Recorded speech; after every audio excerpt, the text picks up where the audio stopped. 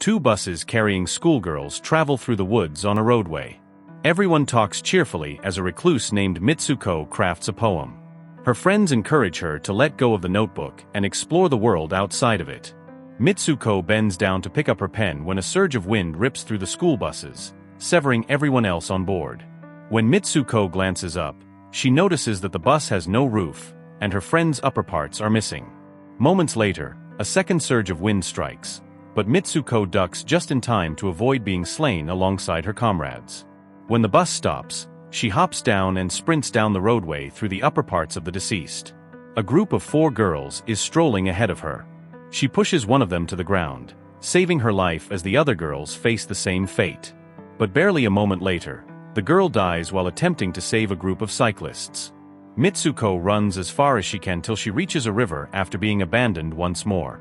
Several lifeless bodies of schoolgirls had washed up on the banks. She washes her face and puts on a clean uniform before roaming around the highway again. After traveling aimlessly for hours, she arrives at an all-girls school. Strangely, the uniform she changed into matched the school uniform. The girls appear to recognize her. Mitsuko does not ask them any questions or tell them about the previous mass slaughter. She is too astonished to respond. Suddenly, her girlfriend Aki approaches her. They haven't seen each other in a long time, but Aki insists they've always attended the same school. When a gust of wind hits them, Mitsuko panics and falls to the ground, but the wind causes no harm this time. Aki scoops her up and leads her to school. Mitsuko is completely perplexed, but she explains the events of the morning as a lucid dream. She believes Aki when she says they've always attended this particular school. When alone in a classroom, Mitsuko tells Aki about the wind that killed all of her schoolmates and begins to hyperventilate. To assist her, Aki leads her to the window, demonstrating that the wind is quite safe. Mitsuko extends her hand and settles down after touching it. The couple smiles at one another, reflecting on the ridiculousness of the scenario. Aki assumes Mitsuko has amnesia but laughs it off. Following that, the couple gathers with their group of pals and agrees to skip class for the day. The 4 of them flee into the woods, laughing and joking around. Mitsuko's mental condition is completely different from what it was a few hours before. She completely forgets about her previous existence, considering it as a dream. The group pauses to gather their breath. When Aki and Mitsuko approach a riverbank, they glance at one another and fall even more in love. Mitsuko then informs the other girls about her dream. One of them believes she must have entered a parallel realm this morning, while the others believe she is lying. Then they see a mattress on the ground nearby and playfully fight with the pillow. As the feathers fly all about, the girls exchange admiring glances. Mitsuko observes a lesbian pair standing close and smiles as she watches them. The mattress and pillows must have belonged to them, but they vanish before Mitsuko can investigate. A girl suggests that if they want their reality to alter, they should do something unusual and out of the norm. She then flashes her underpants to them, making the females laugh. Her remarks appear to be very important to Mitsuko, as she thinks about them seriously. A while later, the girls return to school. Mitsuko and Aki were in the classroom when Mitsuko noticed a pillow on the floor. As she picks it up, the teacher opens fire with a machine pistol. The catastrophe kills everyone, including Aki, with the exception of Mitsuko. The teacher says this is their punishment for skipping class.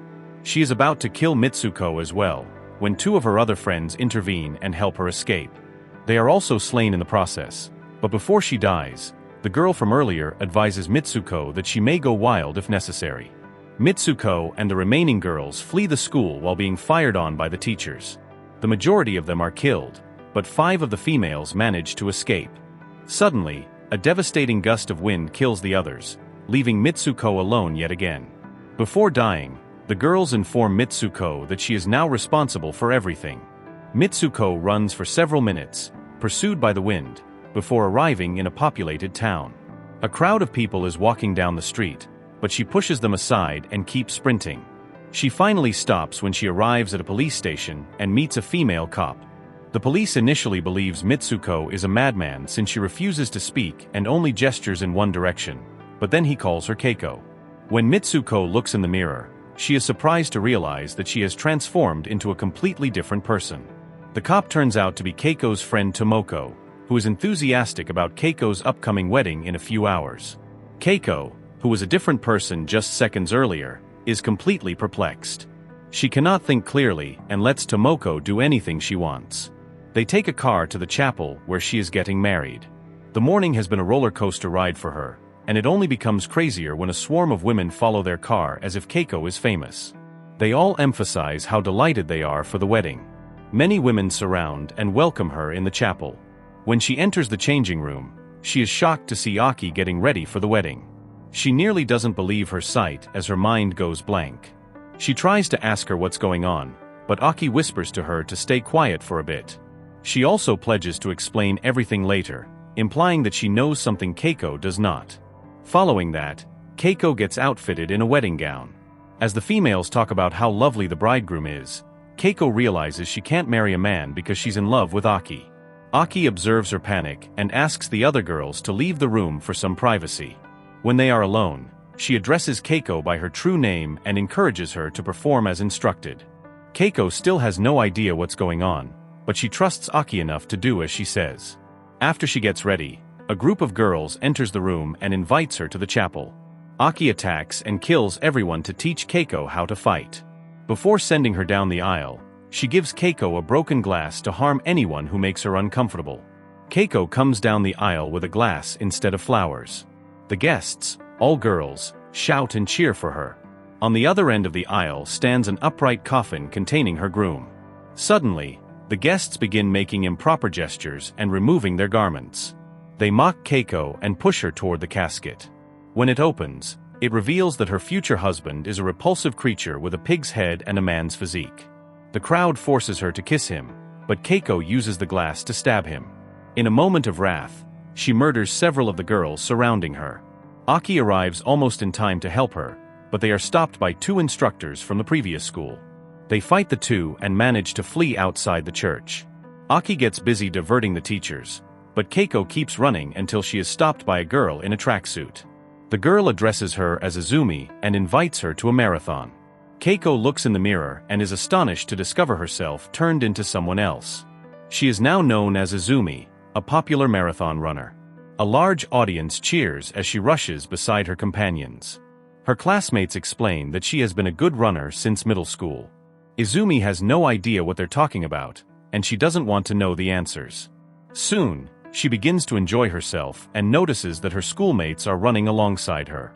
But then the pig groom and the teachers start chasing her from behind. The girls encourage Izumi to be brave because she is the only one who can escape this world. Izumi runs faster than before, until arriving at a cave. A schoolgirl discovers her and leads her to a bunch of similar girls who stand creepily with their hair covering their faces. The girl then attempts to assassinate Izumi, declaring that if she does not die, everyone else will.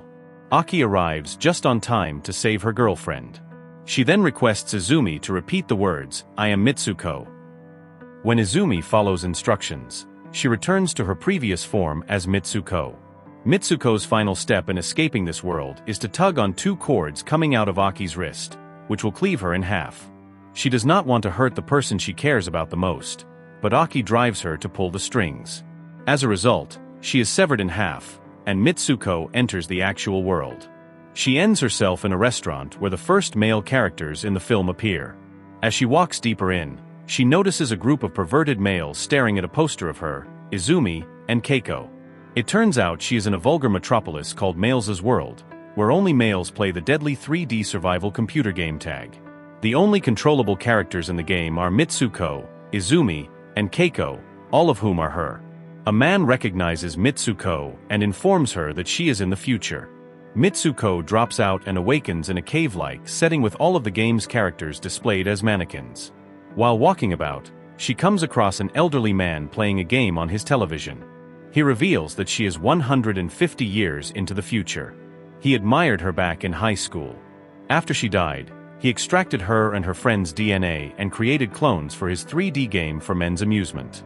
A younger version of the old man appears, naked, and invites her to bed with him.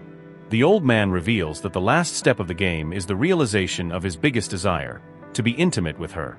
The man is ready to touch her when she recalls her friend's request for her to do something unusual in order to break free from the delusion she is trapped in. Mitsuko takes the advice and tackles the man, screaming at him to stop treating girls like toys. She rips one of the pillows, and her wrath causes the white feathers to turn red. Finally, she clutches the old man's cane and does the unimaginable, much to his surprise, as her death was never part of the game. In the closing scene, Mitsuko wakes up alone in a landscape of white snow. She realizes that it is all done now, which means she will never have to be locked in the game again. Although the film appears weird and nonsensical for much of the time, it is a metaphor for Mitsuko's homosexuality and the difficulties she confronts as a woman in Japan. Each of the three females portrays a female dealing with separate but linked issues. Mitsuko is a high school student who is in love with another girl. The moment in which they discover the mattress in the midst of the woods shows society's abandonment of lesbian women. Similarly, Keiko is a lady who is forced to marry a man she does not love, therefore she views him as a disgusting pig that only wants one thing from her. Then there's Azumi, a talented and motivated girl who is fleeing the pig, which represents a male presence impeding her achievement. Finally, the elderly man's decision to include the girls as characters in his game exemplifies how men dominate society and exploit women and their difficulties. Mitsuko's only way out of the bondage is to die. Thanks for being with us this far.